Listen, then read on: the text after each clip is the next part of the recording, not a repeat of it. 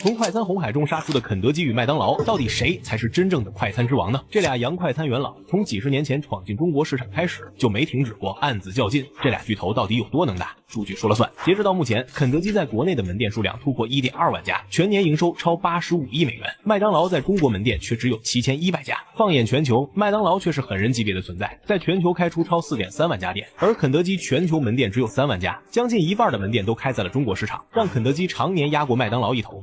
那麼問題來了，到底誰才配得上快餐界一哥的稱號？1987年11月12日，肯德基在北京前门開了中國第一家店，這事兒在當時簡直是頂流事件。要知道，80年代中國人均月薪才60多塊。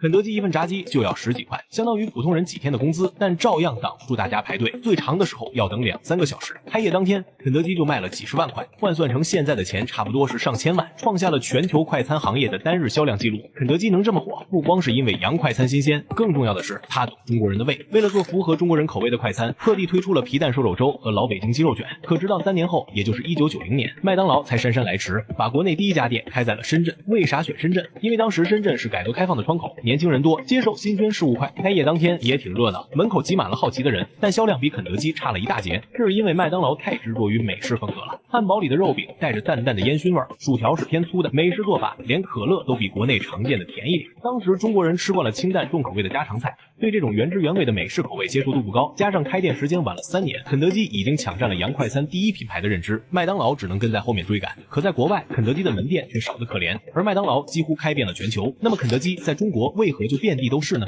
其實原因有2點。這第一點就是開放加盟，因為比麥當勞早進中國3年，肯德基一開始就把擴張當成頭等大事。2003年就開放了加盟模式，簡單說就是找有實力的老板出錢開店，肯德基負責教技術，給食材定標準。這種模式讓肯德基開起店來特別快，每年都能新增幾百家。到2010年的時候，國內門店已經突破3000家，成了當時中國最大的快餐連鎖品牌。反觀麥當勞，前幾十年一直放不開，堅持要自己開店。雖然直營能保證每家店的口味、服務都一模一樣，但花錢多，速度慢。比如開一家店，從找場地、裝修到招人培訓，全要麥當勞自己操辦，一套流程下來要大半年，有時候還會因為找不到合適的位置拖更久。結果就是到2013年，麥當勞才終於想通開放加盟了。可此時的麥當勞已經比肯德基晚了10年，早就錯過了在中國的黃金發展期。直到2023年，麥當勞在中國的门店只有5900家，而肯德基已經超過了1萬家。而這第2點呢，就是產品本土化。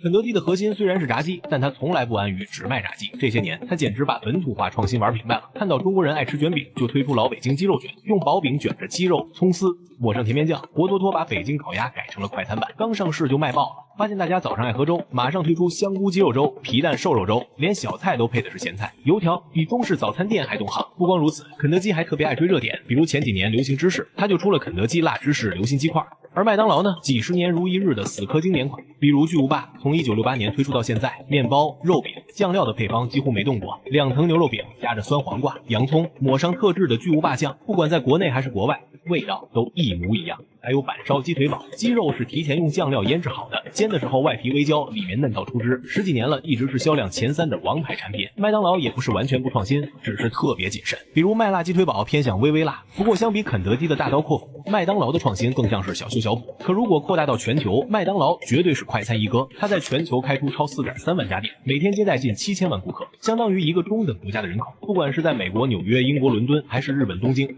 麥當勞的金色拱門都是地標級的存在，而麥當勞能在全球這麼火，靠的就是標準化。簡單來說，就是不管在哪個國家吃到的巨無霸都是一個味兒。但肯德基在全球市场就遜色不少了，雖然在全球門店有3萬家，但除了中國肯德基，在其他國家的存在感都不高。比如在美国，肯德基的門店數量還不到麥當勞的1/10，很多美國人只知道肯德基是賣炸雞的，卻很少去吃。這是因為肯德基在其他國家本土化做得不好，比如在歐洲，他還是賣美式炸雞，沒考慮到歐洲人喜歡清淡口味，在東南亞又沒推出適合當地辣度的產品，結果被當地快餐品牌搶了市場。所以說到底，肯德基和麥當勞到底誰才是快餐界一哥，其實也沒有一個準確的答案。如果比全球影響力和規模，麥當勞是當之無愧的第一，畢竟門店數量、營收和品牌知名度在全球範圍內都遠超肯德基，是真正的世界級快餐巨頭。但如果只看中國市場，肯德基就更有資格稱為是快餐一哥，因為它比麥當勞早進中國，靠着本土化早早的就抓住了中國人的胃。門店數量、營收都領先，而且国民認知度更高。不過對咱們普通人來說，一哥是誰其實沒那麼重要。想吃炸雞、喝粥的時候就去肯德基，想吃漢堡、薯條的时候就去麥当勞。周四想薅羊毛就蹲肯德基的疯狂星期四。总之，快餐的核心是方便、好吃、划算。肯德基和麦当劳都做到了这一點，他們之間的較量只會讓產品越來越好，服務越來越貼心，而最終受益的還是我們這些普通消費者。